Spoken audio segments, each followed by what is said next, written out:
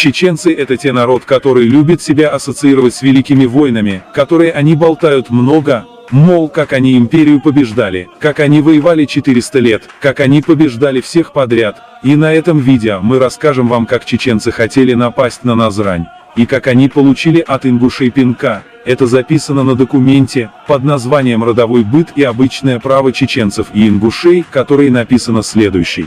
Основателем Назрани, нынешнего главного центра ингушского народа, был выдающийся из ингушей Карцехал, Орцехалов, иначе Мальсагов, происходящий из выселившейся в предгорье большой ингушской фамилии Тайпы Таргимхаевых. Назрань в то время представляла из себя пустошь и была спорным местом между кабардинцами и чеченцами. Карцехал Орцехалов жил сперва в местности Ангушт. Он взял с собою своих однофамильцев, к ним присоединились многие ингуши из других фамилий, и они отправились к месту, занимаемому ныне Назранью. В то время по реке Сунжи около Назрани находился большой лес, теперь не существующий, частью истребленный населением, а главным образом вырубленный русскими войсками. Пришельцы поселились в шалашах, но потом вырубили деревья и выстроили деревянные избы.